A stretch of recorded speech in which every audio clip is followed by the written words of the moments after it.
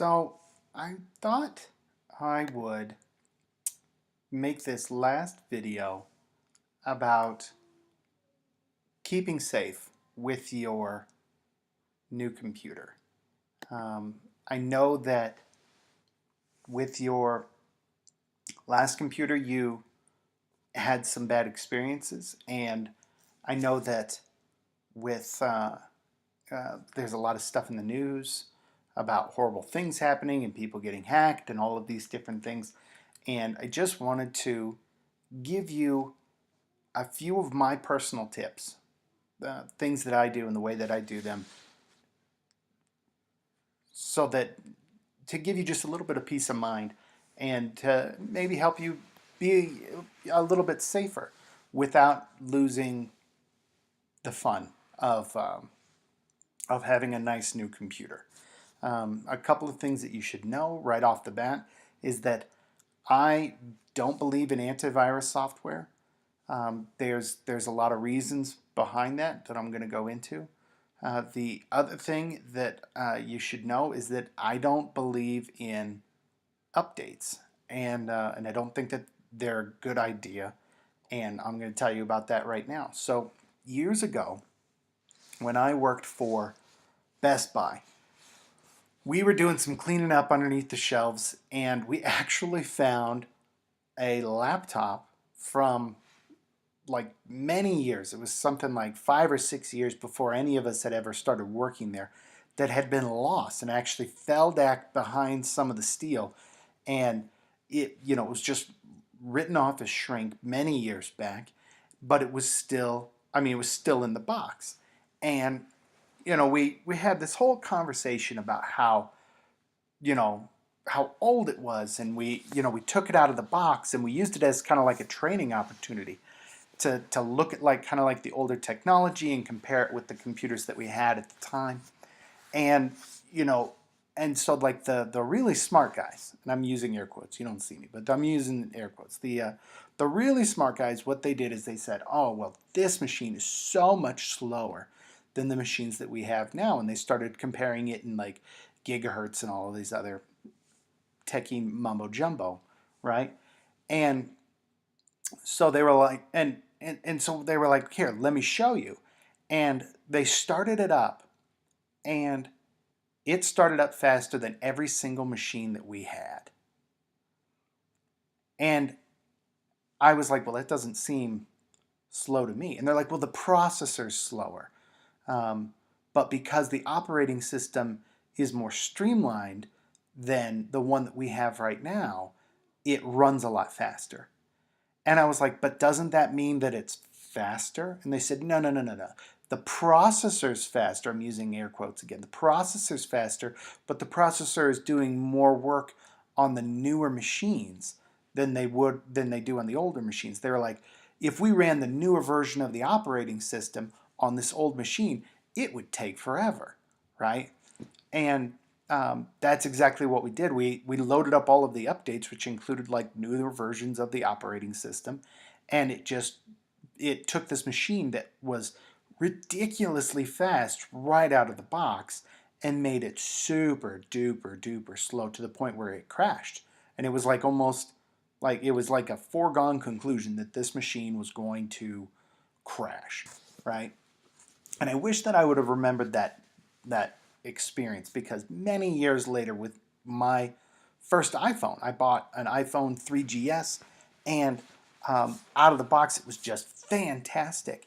And what happened is every few months Apple would come out with a new update to the operating system that added new functionality to the phone. So it's like the same box, the same phone that I had, but it could do this new thing that it couldn't do before a few minutes ago. And so I was like, yeah, I want to update. Let's do that. Like, let's do more and more stuff, right?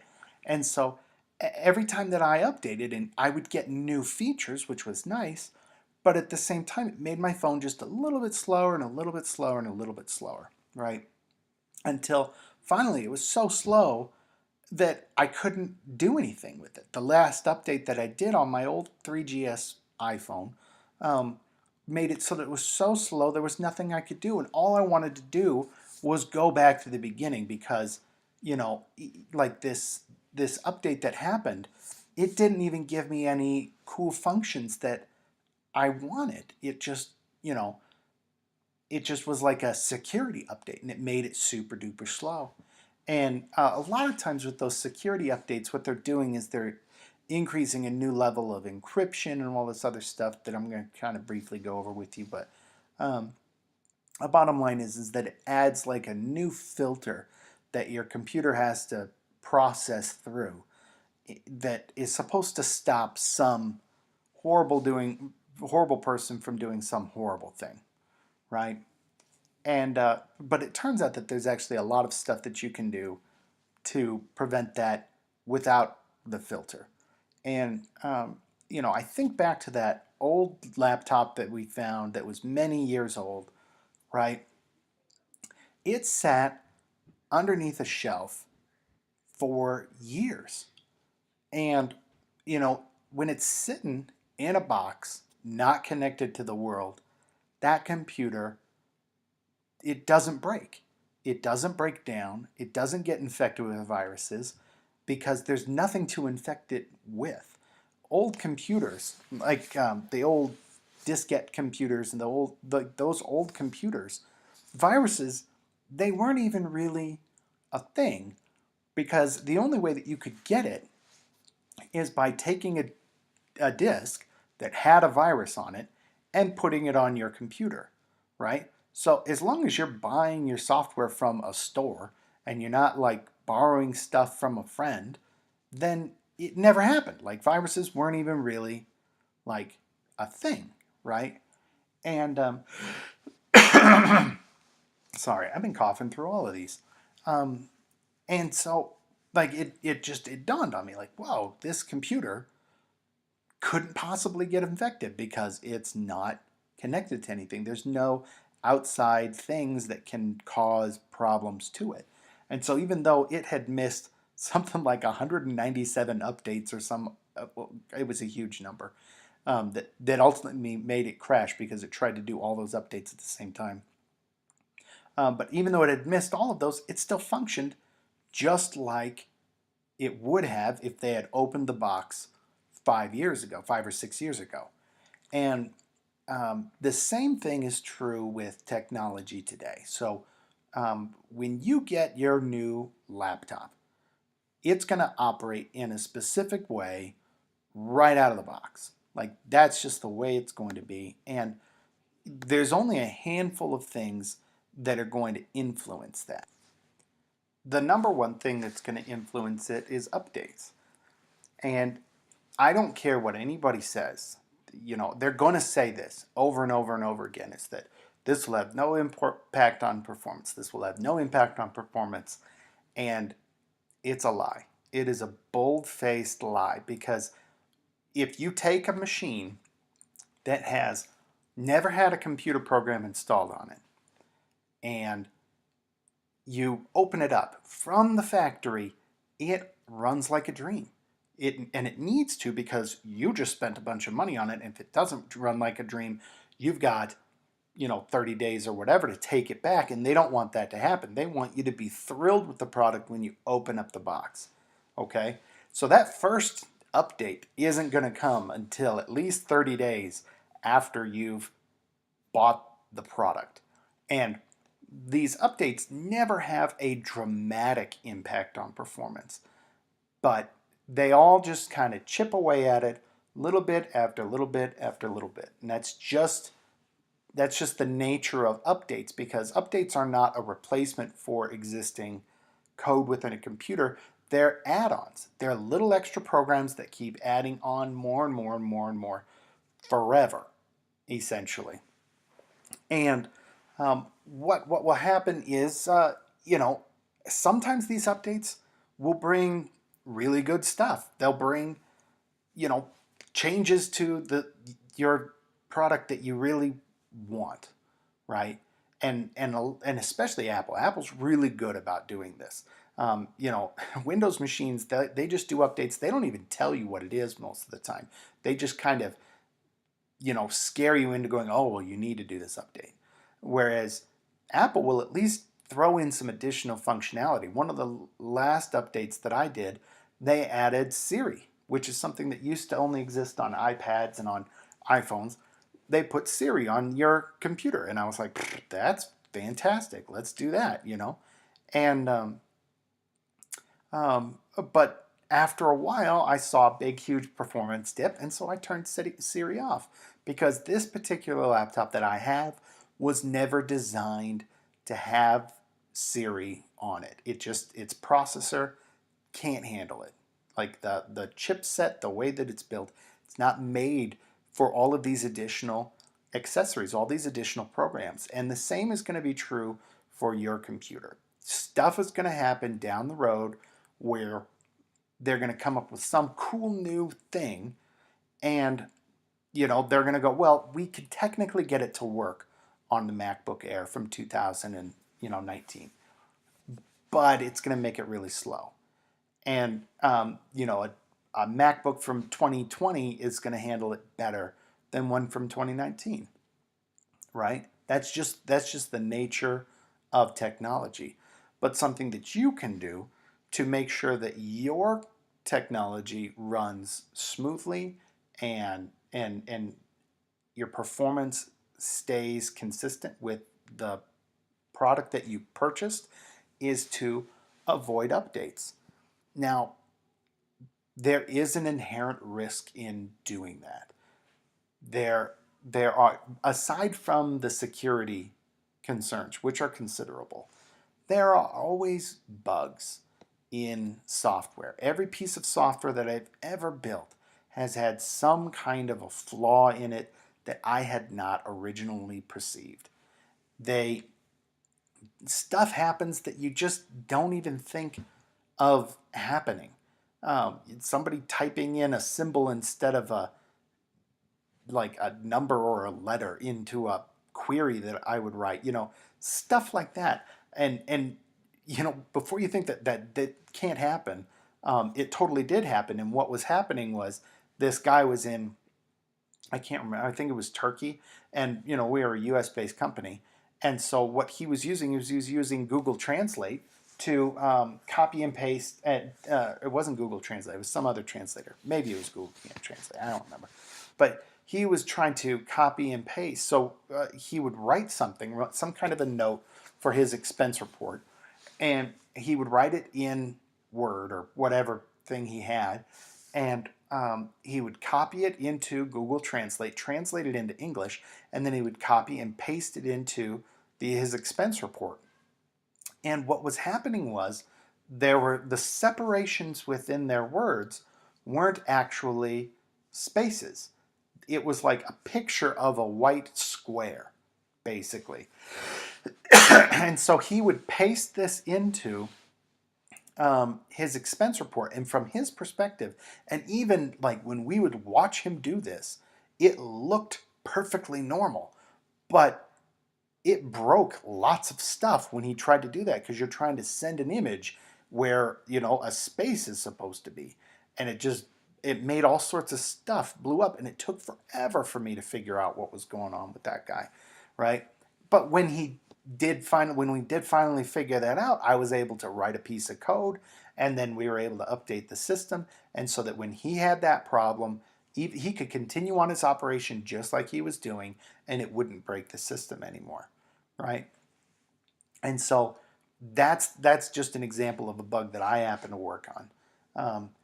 But this is Apple that we're talking about here, and they work on tons of stuff from all over the world, doing all sorts of crazy crap that I can't even begin to fathom the amount of stuff that they have to work on and work towards.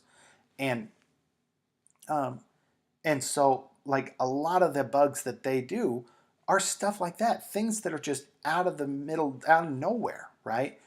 But these are type. Most of these bugs are things that you are never going to experience or see or do, because you're not doing any of this fancy junk. And even if you do any of this fancy junk, you just experience the bug, and you're like, oh, that's a bug.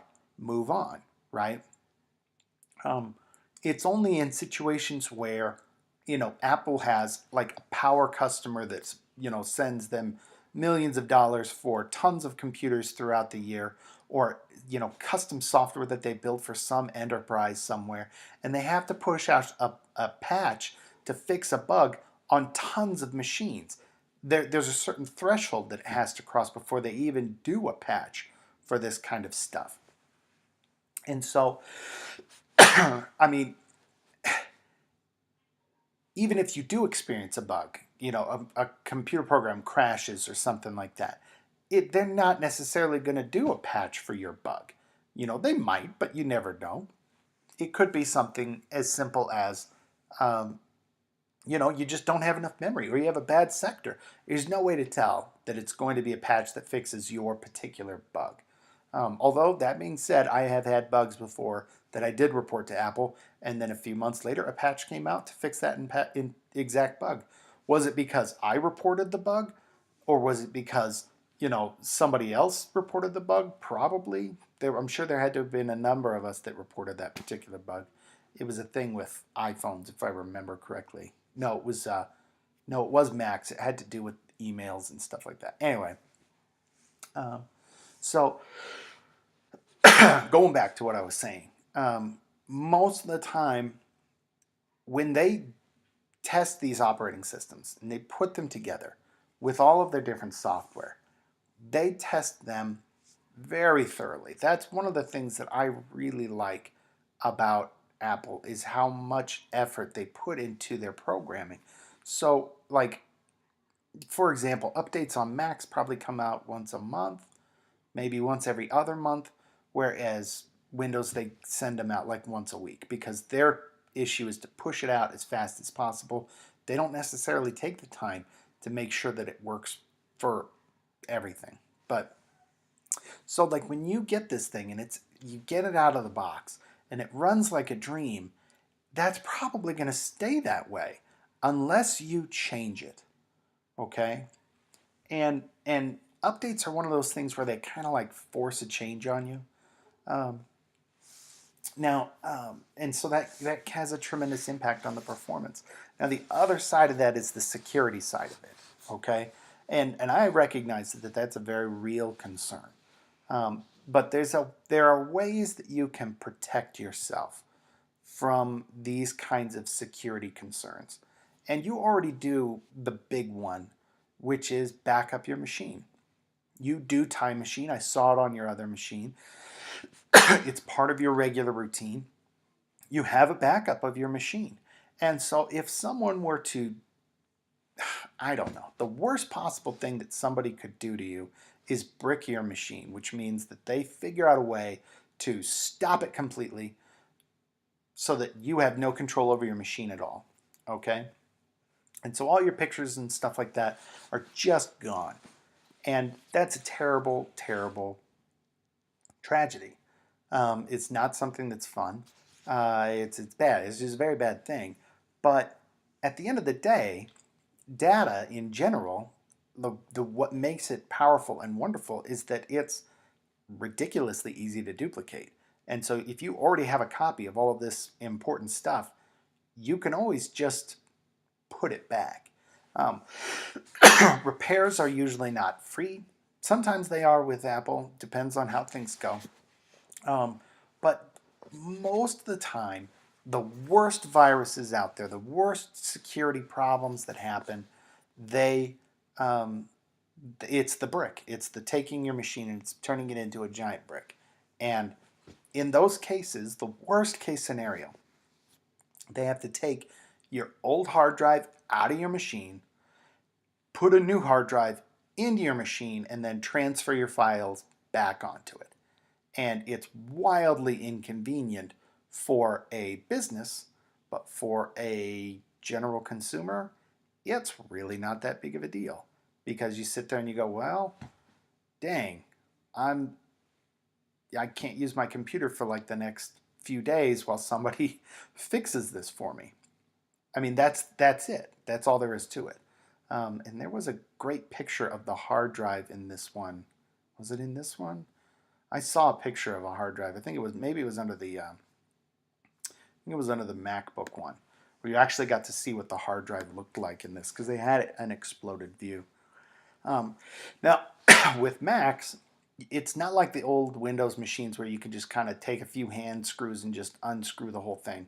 It's a lot harder and it's a lot more involved to get your hard drive out of it. I've done it before. It's not impossible for a regular person to do, but you wouldn't want to do that. You'd just take it to the Apple Store and they would basically do that for you. You pay for them to, you know, do the service and oh, here it is. So like this guy right here, that's all the bigger that the hard drive is. So like there's your memory and there's your hard drive and here's all the rest of the stuff. But like that's it. It's like a little chip that's in there. Anyway, so that's the one kind of security and I mean and that's the reality of it. Okay, um, people are always scared about um, hackers stealing your identity or you know um, or other personal information from your computer and um, uh, updates don't help you with that. Most of the time when people are victims of stuff like that, it has nothing to do with the security updates that um, that come from Apple. It's just not part of the thing.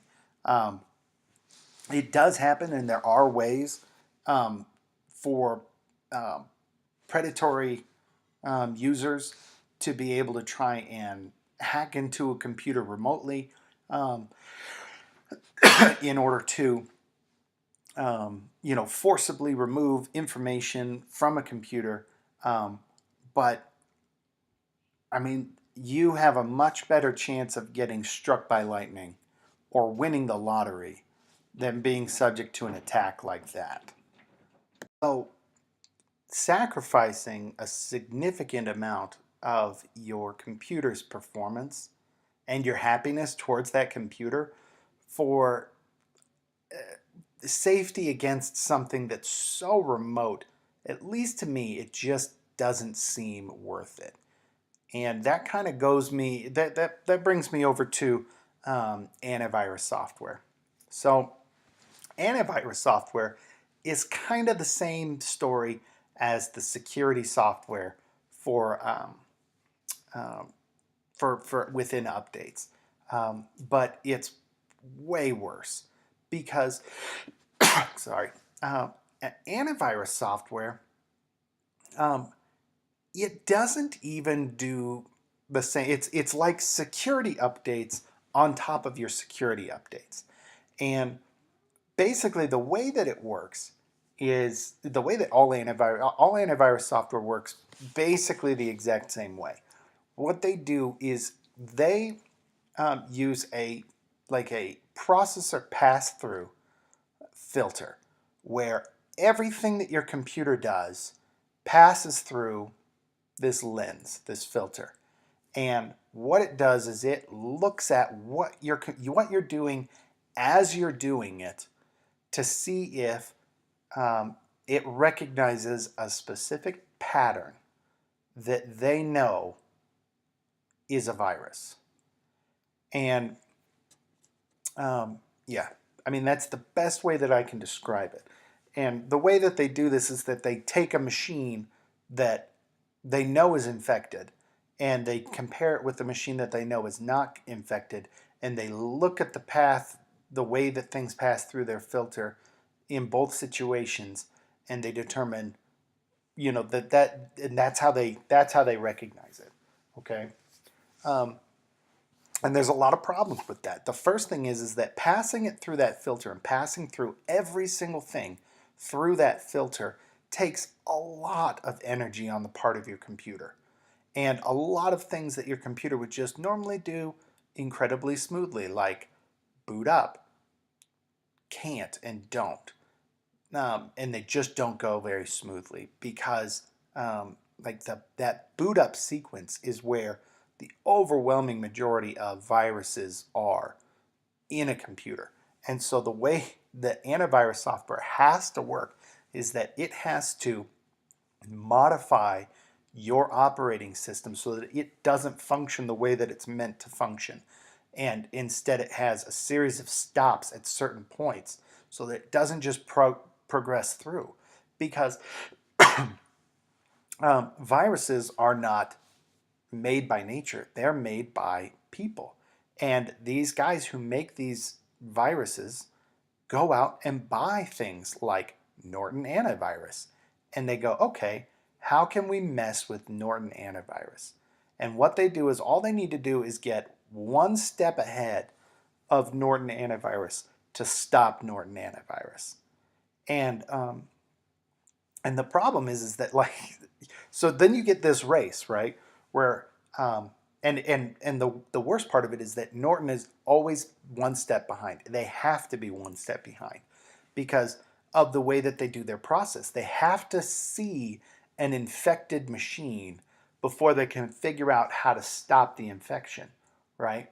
Whereas the guys who are making the antivirus or making the viruses themselves, they're looking at, Norton after they've already done their update and said, all right, how do we bypass this? So the guys who are making viruses are always ahead. They're always ahead of the curve.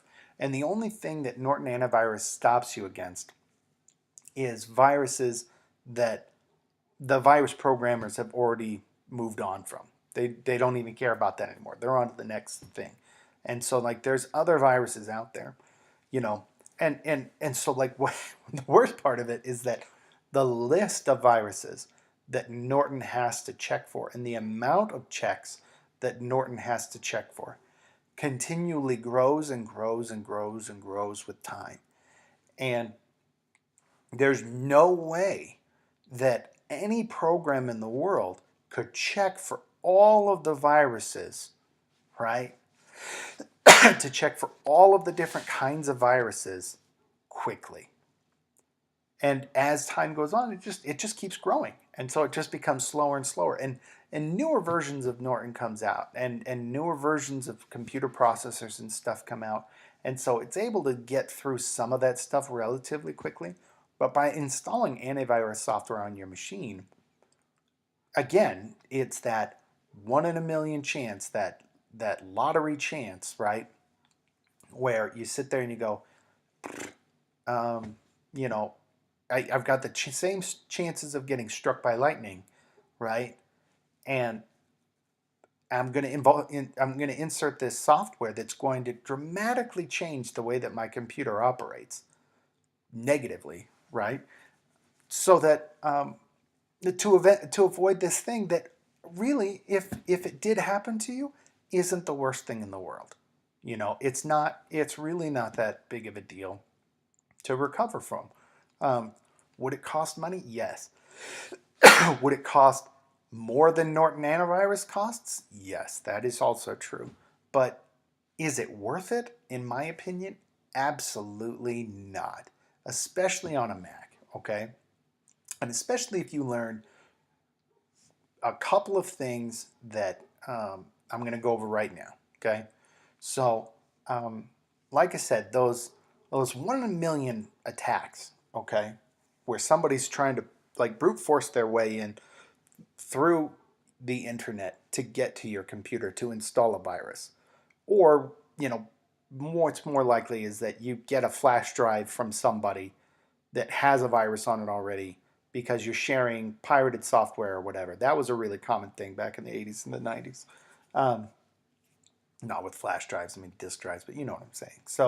Um, so that's a really rare thing, but there's a much more common way of getting a virus that a lot of people don't really think about. And also, your antivirus and all of these other things, they don't really stop them. I mean, they can. It does happen, but it in a lot of cases, viruses aren't really what you think of when you think of viruses. A lot of times what they are is they're just computer programs that someone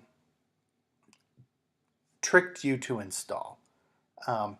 Sometimes it's because you get some stranger to come work on your computer and like they put a flash drive in, or they go to an unreputable website and they download and install something, and now your computer is infected because once you install something, you can never really get it off. Macs are better at getting rid of stuff than other computers, but there's still certain things that Macs just you can't undo.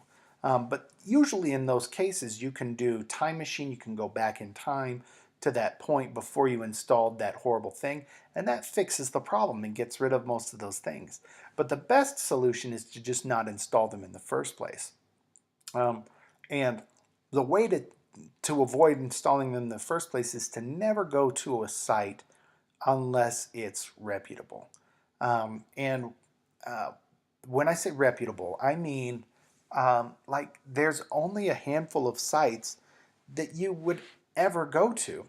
Um, Apple, Google, Amazon, Facebook. These are all places, that you can go to all the time. And what will happen is your computer, and just as part of like a native thing, native functionality, it tells you when you're at a place that is secure. You'll see a little lock right here in the address bar. Apple even turns theirs, this is Safari, it turns the entire thing green and gives you the name of the certificate that's being transferred back and forth. Another way to look is to look for this S in the HTTPS. This means secure, and it tells me that I'm at this address right here. So if I went to go, and I've done this before, where I went to Google and I tried to get some place, right? So here's Google, here's the little lock. I can click on this, there's the HTTPS, so I know I'm at the actual Google site. And I think that it was something like Best Buy was the place where I was trying to go. And it looked just like this.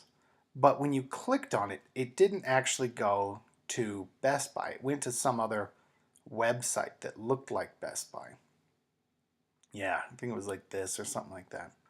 But most of these, yeah, here we go. But see, like if I clicked on this, you can see right here in the address, this is at bestbuy.com, right? But the idea is that you just go to websites that have this little lock on them, and most of the time, if that little lock isn't there, you're on a bad site. But even if you're on a site like this, it's not the end of the world. With Macs, you have to download and install programs in order for this to work.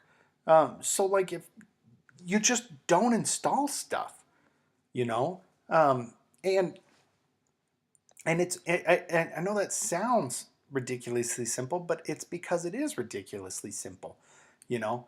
Uh, if you only use your computer for a handful of things, buying stuff off of Amazon, you know, Googling stuff just to see what's up, the news, things like that, you know, as long as you stay on the sites that intend to stay on, you're usually safe. Um, yeah, I mean, and you'll get weird stuff. Sometimes you'll get weird stuff that'll pop up. But I mean, at the end of the day, you can just close these windows and you can quit Safari and you don't have to use this as a means of, it doesn't need to be open to function, right? Another thing that you can do, which is a lot easier with your laptop than when it was with your desktop, is you can turn this whole machine off. Okay? If your computer is not running, things cannot happen. You know, your computer needs to be on and functioning in order for it to work. So like when your guys that you talked to said, oh, never turn your computer off, that's terrible advice. Because if there is something on your computer, which I honestly think they installed, I'm pretty sure they were using your computer to mine Bitcoin. I'm like 80% sure that that's what's going on with your machine. Anyway, if you turn your machine off, then nothing can happen on it. Stuff can't get installed. People can't steal your data. It's not available on the internet, right? Unless it's on some website like, Facebook or something like that, but it's nothing happens. It's just like the computer that's in the shelf, the lost computer that we had. Nobody was able to steal anything off of that or access it because it wasn't physically on. Okay. Um, so the other part is email, right? And email is tougher. Um, Email is a lot tougher because um, you run into this situation, or at least I do. I'm going to try to find my I'm going to try to find my trash here. Yeah, so like this right here. Not that one, but this guy right here. Somehow somebody sent me an email. This is like some kind of a spammer type thing. Here's another one, because I'm the catch-all for this Sealander.us. But like these guys right here, um, when you look at them, you get this email like this, right? And it's, you know, it's a ransom thing. I got it here. I mean, this is it. I even got one time where the guy actually had an old password of mine, and he put it in here. He put it in the subject. He was like, "Oh, you're you're sending me this thing, right? Um, I'm gonna crash all of your junk unless you know, give me your password and stuff like that." Um, and sometimes they'll have things on here where there'll be links to things. There was one, I'm trying to find it,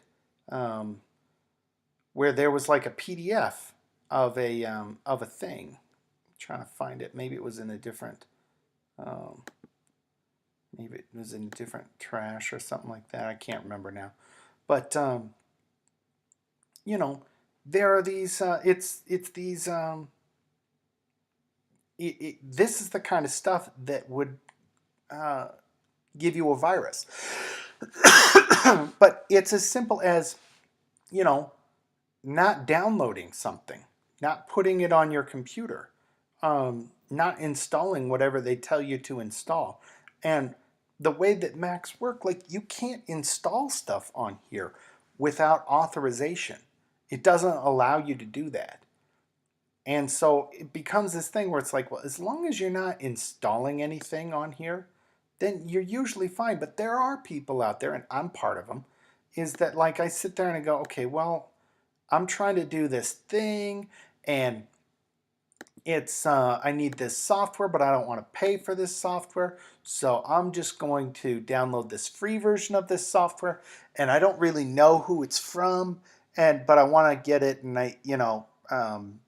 and I don't want to pay, right? And like a lot of times there's huge risk in that because you never know. You never know what exactly it is that you're going to download, and you never know what it's going to do to your computer until after it's downloaded. But that's where taking a backup of your machine is, you know, really, really valuable.